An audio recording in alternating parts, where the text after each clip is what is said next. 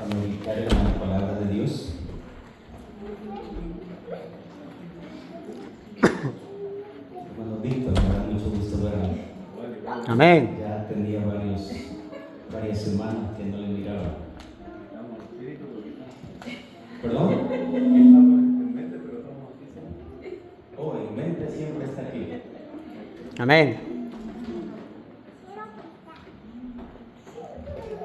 Les invito a que inclinen su rostro y vamos a hablar la palabra de oración. Padre Santo, en esta mañana vamos a ver tu palabra santa. Ese mismo espíritu que le inspiró a Daniel, a Juan, a Pablo, para escribir tu palabra santa, que fue el espíritu de revelación. Te suplicamos que en esta mañana ese mismo espíritu more en esta mañana en este lugar y venga a nosotros para darnos el espíritu de interpretación y podamos entender tu palabra en esta hora. Amén, Señor. Permite que tu Espíritu Santo hable a nuestros corazones, hable a nuestra mente. Retira todo espíritu malo y permite que tus santos ángeles puedan rodear este lugar y que la atmósfera en este lugar sea la atmósfera del cielo. Aleluya, Señor. En el nombre de Jesús. Amén. Amén. En una ocasión, Dios le dijo a Elías: vete de este lugar y vete al arroyo de Querit. Allí yo he mandado para que los cuervos te alimenten. Y Elías se fue y estuvo allí en el arroyo de Querit, no se sabe cuánto tiempo, pasó, pero allí la palabra de Dios fue certera, fue segura, porque no sé si 2 o 3 veces por día llegaban los cuervos trayendo alimento al profeta. Y agua pasaba el arroyo y de allí tenía agua fresca. Cuando ese arroyo se secó, Dios vuelve a hablarle a Elías y le dice: vete de aquí y ve a Sarepta. Allí hay una mujer viuda que tiene mucha necesidad. Eso no se lo dijo Dios, eso yo lo estoy diciendo, Allá esa mujer tiene mucha necesidad, pero vete a Sarepta. Allí hay una mujer viuda. Y si nosotros estudiamos la Escritura, buscamos en la palabra de Dios, vamos a encontrar que esa mujer solamente tenía 5 o 6 gotas de aceite y un puñado de harina para hacer un pan, compartirlo con su hijo y después esperar la muerte. Eso dice la palabra de Dios. Pero Dios le dice a Elías: vete allá. Y Elías salió obedeciendo el mandato que Dios le había dado y llegó hasta Sarepta. En esta mañana, querido hermano, voy a hablar un poquito acerca de Abraham, de salir. Por eso Dios le dijo también a Elías: vete. A Abraham le dijo: vete de tu tierra y de tu parentela. Dios le dijo a Moisés: ve y saca al pueblo de Israel. Es tiempo de que salgan de Egipto. Y Dios ha hecho muchos llamados. En la historia bíblica hizo muchos llamados. Le hizo el llamado a Eliseo. Cuando Eliseo estaba en el campo con la yunta de bueyes preparando el terreno para sembrar. Y Dios le dice por medio de Elías: deja tus bueyes. Le tiró el manto y le siguió. Y Dios también nos ha hecho llamados a nosotros. Y quizás no te ha dicho literalmente, sabes, Gamaliel, sabes, hermana Lisette, sabes, hermano, se me fue su nombre, hermano Sergio, vete de tu tierra y de tu parentela. ¿Qué quiso decir Dios con eso? Abraham fue literal, pero ¿por qué razón Dios le dijo a Abraham, vete de tu tierra y de tu parentela? Si nosotros buscamos en el libro de Génesis, en el capítulo 12, lo primero que encontramos es Abraham escuchando la voz de Dios, diciéndole, vete, sal de tu tierra. ¿Dónde vivía Abraham? ¿Dónde vivía Abraham? No me van a decir que en una casa, ¿En qué lugar? En Harán. Y si nosotros buscamos un poco más, Harán era parte de Ur de los Caldeos. Y en Harán, en la casa de la familia de Abraham, eran idólatras. La gente era perversa. Y Abraham tenía un corazón sensible a la voz de Dios. Abraham tenía un corazón, una conciencia que le decía que debería de honrar el nombre de Dios. Y Dios lo llama. Dios, en otras palabras, saca a Abraham de Harán. Porque en Harán, Abraham no fuera sido de gran bendición en ese lugar y no fuera podido honrar y glorificar el nombre de Dios como lo hizo más adelante. Si nosotros vamos al capítulo 12 de Génesis, el verso 2, vamos a ver algunas razones y después lo vamos a traer a nuestro tiempo. Vamos a ver algunos 2 ejemplos para ser exactos. Génesis 12, versículo 2. Una de las razones por las cuales Dios quería que Abraham saliera de Harán es la siguiente: haré de ti una nación grande. En Ur o en Harán, Abraham no iba a poder ser una nación tan grande. Iba a tener la bendición de Dios, pero no a como Dios quería darse. Tenía que salir, tenía que irse, tenía que dejar padre, madre, amistades, sus terrenos tal vez que tenía allí.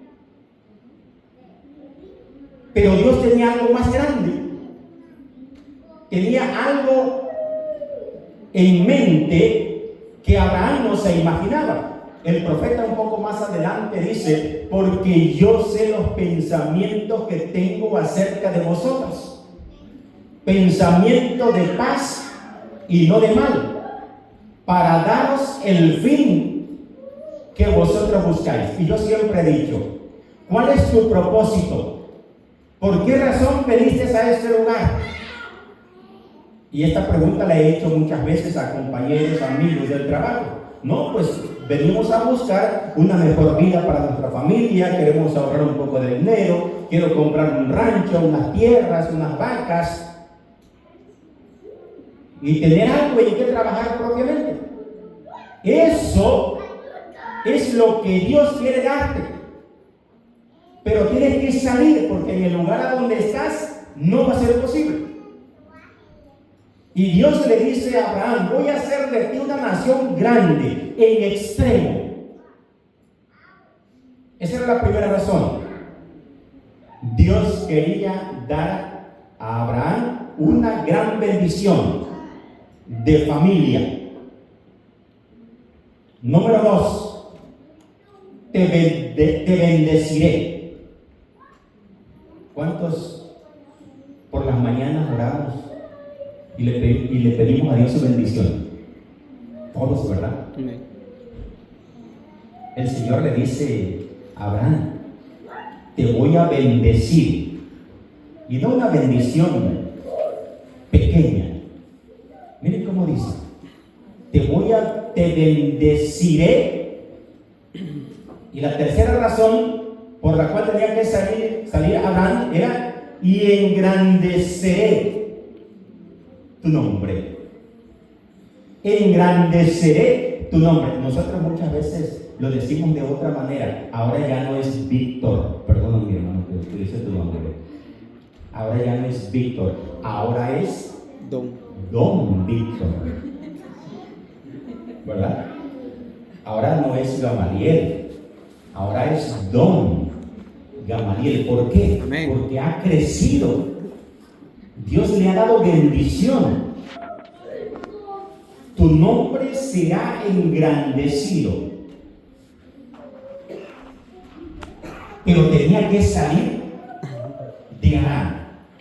Ahora bien, queridos hermanos, ¿qué no tenía que llevar a Abraham de Aram? Porque siempre nosotros hemos hablado, yo he escuchado a muchos hermanos y pastores decir de Abraham, de predicar de la salida de Abraham, pero nunca he escuchado decir que no tenía que llevar de Aram. Porque eso iba a ser un impedimento. Eso iba a ser un estorbo en la adoración de Dios. Y déjenme decirle que yo estuve buscando en la palabra de Dios y Abraham llevó 2 o 3 cosas que en cierta medida estaban estorbando el plan de Dios. Estaban obstruyendo que la bendición de Dios cayera a como Dios quería derramarla. Voy a hacer un paréntesis aquí para traer esto a nuestros días. El canto que nuestro hermano Gamaliel entonó hace un momento, ¿de qué nos hablaba? A ver, ¿recuerda? ¿De qué? Sí, que pronto vendrá Jesús, pronto veremos a Jesús, pero ¿qué más? ¿Perdón? Las moradas que están allá, ¿qué más? ¿Qué más? Pronto veré, ¿qué decía el canto? A mis amados allí. Pronto veré a mis amados allí. Pero para que nosotros lleguemos a ese lugar, querido hermano, primero Dios nos hace un llamado. Sal de tu tierra. Sal de tu lugar, de tu confort. Y cuando el Señor nos invita a salir, ¿qué tenemos que dejar atrás? ¿Qué tenemos que dejar, desechar prácticamente? Todo. Jesús dijo en una ocasión, aunque esto nosotros no lo hacemos, pero dijo: el que no dejare padre, madre, ¿qué más? Hermanos, ¿qué más? Hijos, no es digno de qué cosa. ¿Por qué Jesús dijo eso? ¿Acaso tú tienes que abandonar a tus padres? El apóstol Pablo más adelante habla y dice que si tú no ayudas a tu padre, entonces te conviertes como un incrédulo. Entonces, ¿por qué razón Jesús dijo: el que no dejare padre, madre o hijo no es digno de mí? Lo que Jesús quiso decir es que nos tenemos que alejar de nuestras familias cuando esto nos impide la adoración a Dios, cuando esto nos impide poder honrar su nombre. Yo creo que aquí hay algunos o alguien que en alguna ocasión su esposa, su esposo, sus padres le ha impedido en cierta medida adorar a Dios libremente, venir a este lugar para confesar de que ama al Dios creador de los cielos y de la tierra. Por esa razón, Dios pide que nos alejemos. Y el apóstol Pablo también dice que qué comunión tiene la luz con las tinieblas. Las tinieblas es el mundo, la luz es Cristo. Y tenemos que separarnos. Ustedes han escuchado una expresión que dice, voy a utilizar el país de México. Saliste de México, ¿verdad? Pero México no salió de ti. ¿Sí me lo voy a explicar? Saliste de Honduras, hermana. Salió de Guatemala, salió de Cuba, salió de Puerto Rico. Saliste de Chiapas, saliste de Tabasco, saliste de Veracruz. Pero cuando saliste de Veracruz te trajiste todo. Cuando el pueblo de Israel salió de Egipto, querido hermana, salieron aproximadamente como 1,5 millones de personas de Egipto. Y se llevaron sus vacas, sus becerros, sus ganados, sus pollos, sus patos, se llevaron todo. Y cuando estaban del otro lado del río, cuando Dios había hecho ese gran milagro, que no tenían alimento, comenzaron a acordarse de el pescado, de la cebolla, de los ajos, de los pepinos, y decían, nos acordamos cuando estábamos allá en Egipto, había abundancia. Y nosotros salimos de nuestros países, pero nos trajimos nuestras costumbres, nuestras tradiciones, nos trajimos todo. Por eso dicen, saliste de tu país, saliste de tu estado, pero el estado de tu país no ha salido de ti. Saliste del mundo, el Señor te llamó a una tierra mejor, el Señor te quiere bendecir, el Señor te quiere engrandecer. Y llegaste a este lugar y bajaste a las aguas del bautismo, donde el apóstol Pablo dice que somos muertos en Cristo. Cuando bajamos a las aguas líquidas, morimos y nacemos a una vida nueva. Pero cuando saliste de ese mundo, te trajiste la crítica, te trajiste la envidia, te trajiste el orgullo, y eso no ha salido. Y el Señor dice, sal de tu tierra y de tu parentela. Tenemos que salir. Los israelitas pasaron 40 años por el desierto. Y no es que Dios fuera querido llevarlos por el desierto. Cuando Dios le dijo a Moisés, saca a mi pueblo de la tierra de Egipto, ¿cuántos días iban a llegar? Dijo Dios que llegarían a la tierra de Canaán. ¿Cuántos? ¿Se recuerdan? 3 días. En 3 días iban a llegar a la tierra de Canaán. Entonces, ¿por qué el Señor lo llevó por el desierto? ¿Cuál era el plan de Dios? ¿Cuál era el plan de Dios? Pasaron 40 años.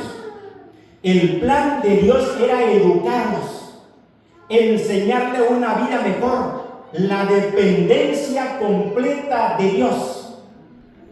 Cuando el Señor te saca del mundo, querido hermano, amigo que me escuchas en esta mañana, el plan de Dios cuando te llama a su luz para que vengas a la comunión con Él, para que disfrutes de una vida mejor, disfrutes de la compañía de Jesús en esta tierra, y verás que el caminar con Jesús es mucho mejor y placentero que vivir en el mundo. Y el Señor, cuando sacó a Israel de Egipto, era para que el pueblo aprendiera a depender completamente de Dios. Dejar esa vida que tuvo en Egipto por 400 años. Y era necesario sacar todo eso del corazón. Pero el pueblo de Egipto el pueblo de Israel no lo entendió así. Y cuando Dios llamó a Abraham de salir de la tierra de Egipto, era porque tenía en plan la mente de Dios, los pensamientos de Dios. Era que por medio de Abraham el nombre de Dios fuera engrandecido, fuera alabado, fuera glorificado. Pero miren, en el mismo capítulo 12, en los versículos 12 al 15, hay algo que Abraham llevó. La primera prueba de Abraham. Vino hambre en la tierra donde Abraham vivía, en la tierra de Canaán, porque la palabra de Dios dice que Dios le dijo: vete de tu tierra y de tu parentela a una tierra que te mostraré. Pero si nosotros estudiamos más abajo el versículo 5, dice que Dios le había dicho: vete a Canaán, y dice: y a tierra de Canaán llegaron. A tierra de Canaán llegaron. Y viviendo en Canaán, escuchen bien, querido hermano, hermana, visita, en tierra de Canaán faltó el hambre. Hoy hubo hambre, hubo necesidad. Si ustedes conectan este texto con lo que dice Éxodo, que la tierra de Canaán era una tierra que fluía, ¿qué cosa? Leche y miel. Una tierra bendecida. Pero en esta ocasión, cuando Abraham vivía en tierra de Canaán, se acabó el alimento. Dios permitió, Dios abrió una ventanita. Voy a decirlo de esta manera, porque Dios no tienta a nadie. Dios no le pone la prueba a nadie. Permite que Satanás toque la vida de sus hijos. Permite que toque la vida de aquellos que están caminando hacia el cielo. Y para fortalecer, para comprobar la fe de este hombre de Dios, Dios permitió que viniese un hambre en la tierra de Canaán. Y en el lugar donde había alimento era la tierra de Egipto. Y se dirigieron a Egipto. Pero entonces cuando estaban por entrar, yo me imagino que cuando estaban por entrar a la tierra de Egipto, Abraham miró a su mujer, a su esposa Sarai, y le dice: ciertamente tú eres una mujer muy hermosa. Ciertamente tú eres una mujer muy bella. Cuando te vean los egipcios, te alabarán, me matarán a mí y te dejarán viva a ti. Por lo cual, di que eres mi hermano. Y en realidad, era su media hermana. Así dice la palabra de Dios. Era su media hermana. Pero estaba, ¿qué cosa? ¿Qué estaba haciendo Abraham? Entiendo. Estaba mintiendo. Y Dios no acepta la mentira. ¿Qué había traído de Aram? La mentira. La mentira. Salió de Aram, pero la mentira no había salido de dentro de él. No confió en el poder de Dios. Puso en menos la palabra de Dios. Yo te voy a bendecir, te voy a engrandecer si confías en mí. Y cuando llegaron a Egipto, en los versículos siguientes menciona la palabra de Dios que cuando los egipcios la vieron, en realidad miraron que Sarai era una mujer hermosa. y llegó hasta oído de Faraón, y Faraón la mandó a buscar para hacerla su mujer. Y allí está la intervención de Dios. Aunque muchas veces nosotros, queridos hermanos, no merecemos la bendición de Dios, la protección de Dios, porque queremos hacer nuestras cosas a las mentiras, como lo estaba haciendo Abraham.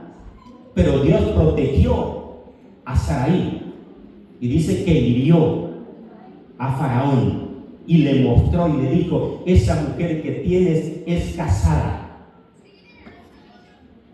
Esa fue la primera prueba que tuvo Abraham. ¿Cuál fue la segunda prueba?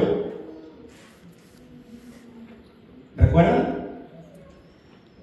Había una costumbre en la tierra de los orientales que cuando una mujer era estéril, tomaban a su criada, buscaban a la joven más fuerte para tener descendencia. Y se decía que cuando aquella criada iba a dar a luz, tenía que dar a luz en las rodillas de su ama, en este caso en las rodillas de Sarai, para que fuera llamado como hijo de Sarai. Esa era la costumbre.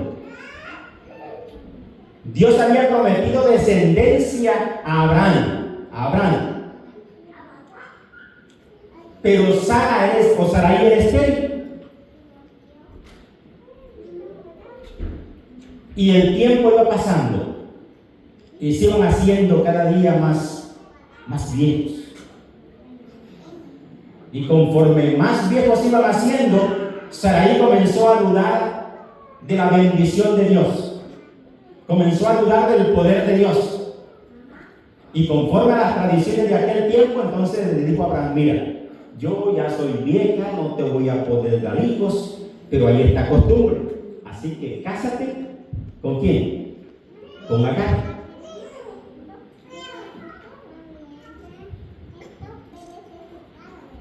¿Han escuchado la guerra que hay allá en Israel? Bueno, entre Israel y Palestina al principio, ese pecado todavía está sonando allá. Si Abraham fuera sido fiel a Dios, ese problema no existiera. Muchas veces, querido hermano, cuando tú y yo desconfiamos del poder y del amor de Dios, cometemos errores que vas a llevar en la conciencia para siempre, y que Satanás va a utilizar para martirizar, para decirte: tú no mereces el perdón de Dios, tú no mereces que Dios te llame para ir a una tierra mejor, porque tú eres perverso. Pero Dios, que es bueno en gran manera, bendijo a Abraham. Lo mismo pasó con el pueblo de Israel. Y yo voy a ir un poco más rápido, querido hermano. Yo quiero que analicemos un momento la oración de Jesús del capítulo 17 del libro de Génesis. No lo vamos a analizar todo, solamente algunos versículos. Yo les invito a que vayamos al libro Mateo de San Juan, capítulo 17, porque estamos hablando de salir. Y vamos a ver qué dice Jesús en estos versículos. San Juan, capítulo 17. Vamos a leer. Vamos a empezar. San Juan, estoy en San Lucas. San Juan 17.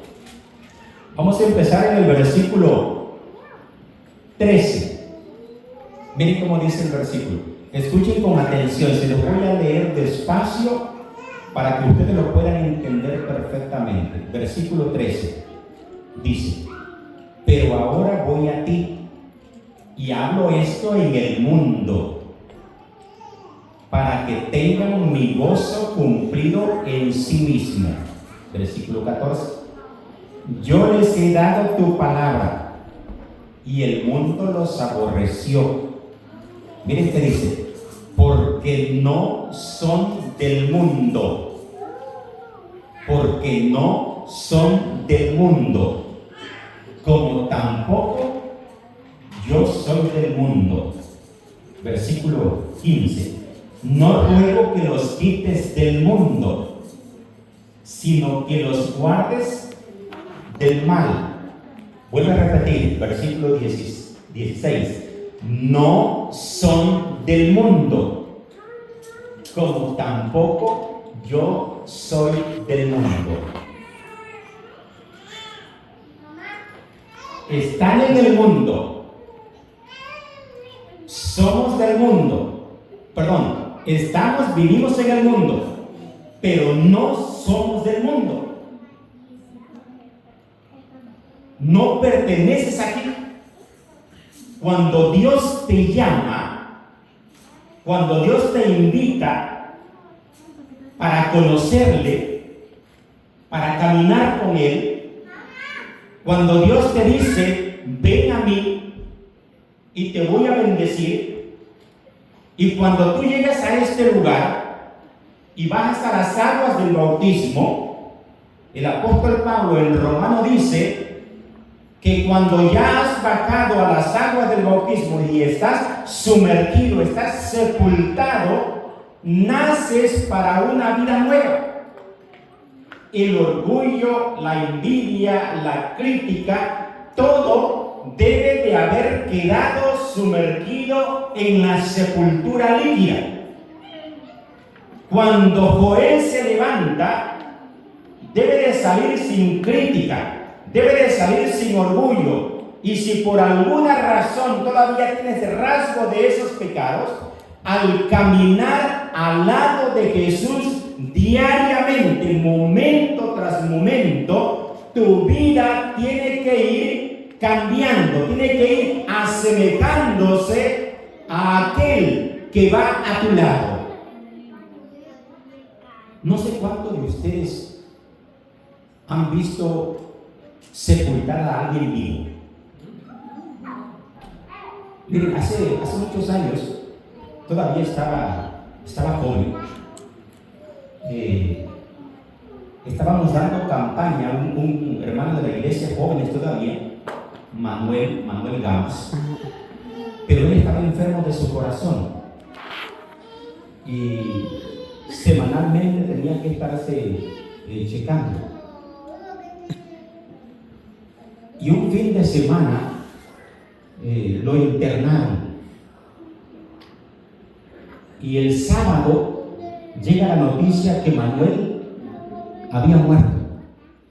Yo no lo podía creer. Él era mi compañero en las campañas evangelísticas. Viajábamos a diferentes iglesias dando campañas. Y por la noche el pastor pasó a casa y me dice: quiero que me acompañes para tener un servicio fúnebre en la casa de los padres de Manuel. Fuimos a la casa de Manuel y cuando pasamos detrás del féretro estaban muchas familias y amigos, hermanos de la iglesia. Yo noté algo que me llamó la atención. Manuel tenía algodones en sus oídos, tenía algodón en su boca y tenía algodón en su nariz. Pero lo que me llamó la atención fue que de su nariz corría un hilito muy despacio de sangre. Y yo dije, cuando yo estaba atrás, cuando yo estaba introduciendo al pastor, yo estaba mirando que ese hilito de sangre corría. Y de vez en cuando un hermano de la iglesia llegaba con una toallita y le limpiaba la sangre. Y al buen rato la sangre volvía a salir. Y pasó. Ese sábado en la noche yo llegué a casa y la mamá de Daniela, la esposa de mi hermano Ronald, trabajaba en el hospital. Y le digo: oye, quiero que me hagas un favor. Quiero que le preguntes al doctor cuánto tiempo dura la sangre en el cuerpo de una persona que ha muerto en seguir circulando. Y me dice: ¿por qué? No, después te explico. Quiero que le preguntes El domingo el pastor llega a la casa y me dice: quiero que dirijas el servicio fúnebre en la casa de Manuel. Yo voy a dirigir el servicio fúnebre en la iglesia. El servicio fúnebre en su casa va a ser a las 4 de la tarde. A las 7 va a ser en la iglesia. Y yo tenía esa curiosidad por verlo. Así que yo llegué a la casa de Manuel y cuando empezamos el culto, miré que todavía el hilo de sangre seguía saliendo. Ya habían pasado casi 12 horas más y más de 48 horas desde que lo habían dicho que estaba muerto. Después mi cuñada me dice que aproximadamente a las 4 o 5 horas la sangre se coagula y no sale más.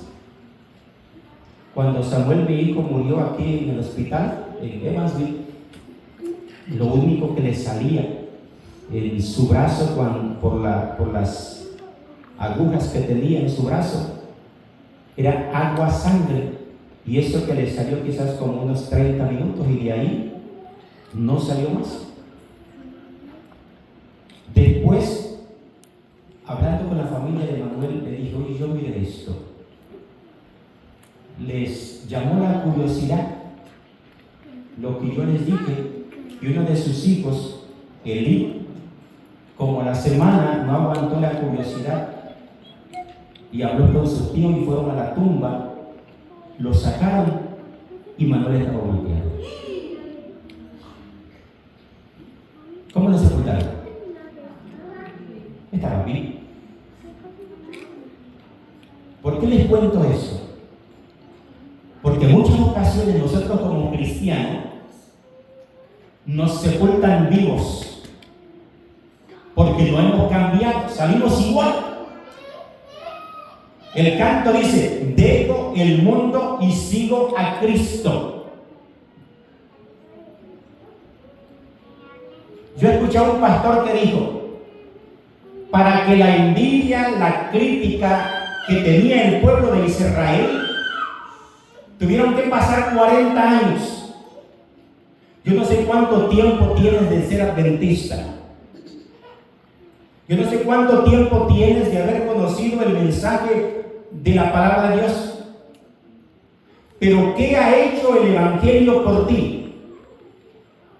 El Señor dice: no ruego que los quites del mundo, ruego que los guardes del mal, que los guardes de la envidia, que los guardes de la crítica, que ya no se escuchen críticas en la iglesia.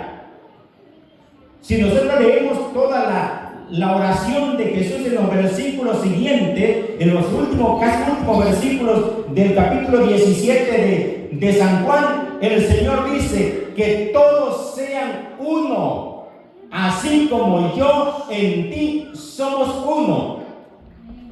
Aunque tenemos diferentes pensamientos, pero tenemos un mismo fin. Y el Señor te invita en esta mañana, querido hermano, querida hermana, que si no has muerto al mundo, mires a Jesús. Caminar con Jesús diariamente te transformará, te hará diferente. Ese es el plan de Dios al traerte aquí a la iglesia.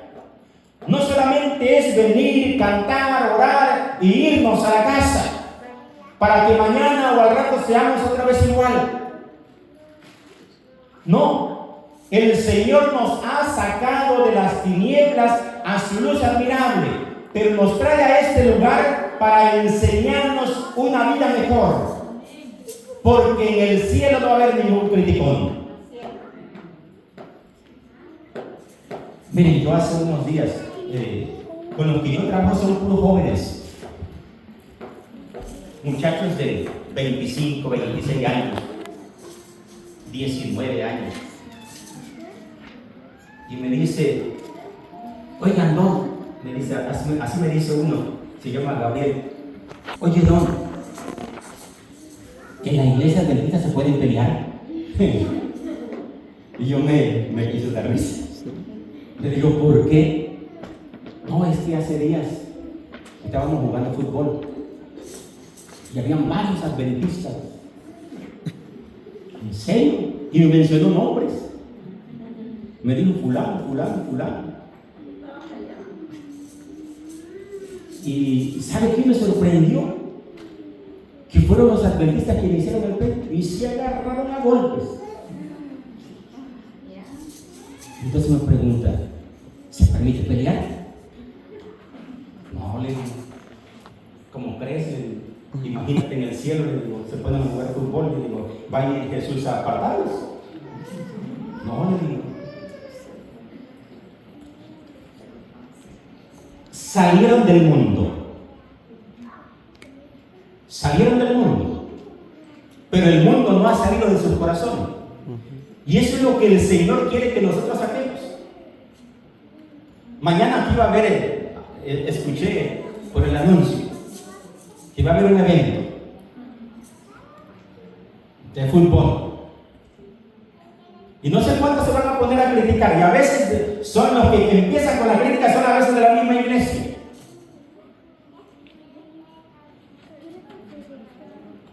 Si vamos caminando hacia el cielo, el Señor quiere que dejemos allá en el mundo la crítica.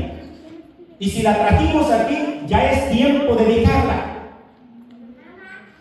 No sé cuánto tiempo tengas, quizás 2 años, 3 años, 4 años, caminando con Jesús. Algo tiene que haber hecho el Evangelio en ti. Algo tiene que haber hecho. Y si el Evangelio no ha hecho nada en ti, querido hermano, si solamente saliste allá, pero llegaste igual y sigues igual, entonces te pido, en el nombre de Jesús, que levantes los ojos al cielo y mires a Jesús, el ser perfecto. Él puede transformar tu vida. Él puede hacer una obra grande en ti, para que Abraham pudiera recibir la bendición de Dios, para que fuera una gran nación, para que fuera el hombre que podía dar bendición. Le vino una tercera prueba y el Señor le dijo: toma a tu hijo, tu único hijo, a quien amas, y ofrécele el sacrificio. Si no puedes pasar la primera prueba, que es más fácil, el Señor va a permitir que Satanás te toque con una segunda prueba más difícil.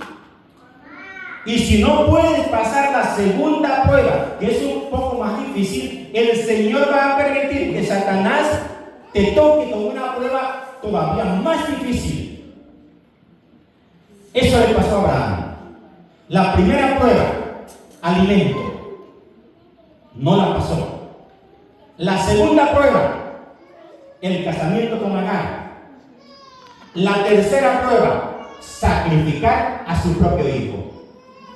Pero en esta prueba, Abraham había caminado, había comprobado el poder de Dios y ahora sí estaba dispuesto a dar todo por aquel que le había bendecido. Yo no sé en qué momento estás pasando de tu vida. Yo no sé cuál es el problema que tú tienes. No lo sé.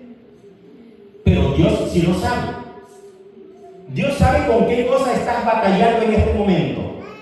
Con qué defectos de tu vida estás batallando y que no puedes dominar. Pero dobla rodillas. Nuestro problema mayormente se debe a que no oramos y no escudriñamos la palabra de Dios. Esos son los mayores problemas. Si tan solo nosotros diariamente estudiáramos una porción de la palabra de Dios y nos arrodilláramos diariamente un momento para buscar su bendición, veríamos una iglesia diferente, veríamos hermanos diferentes, veríamos una iglesia que va de triunfo en triunfo. Por eso yo te invito en esta mañana a que te coloques de pie y vamos a cantar otra vez el mismo himno: dejo el mundo y sigo a Cristo. Pero hagámoslo una realidad en nuestra vida. Que cuando salgamos de aquí podamos salir con una nueva certeza de que al cielo solo entrarán aquellos que han luchado contra el pecado y han triunfado. Dejo el mundo y sigo a Cristo. Sigo a Cristo,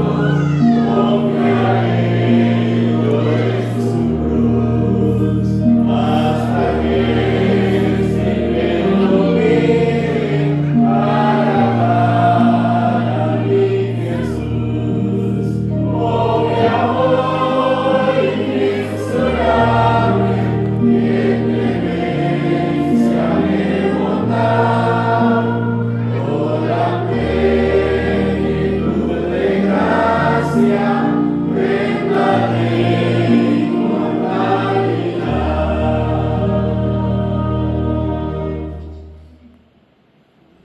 Padre nuestro que estás en los cielos, santificado sea tu nombre. Amén, Padre.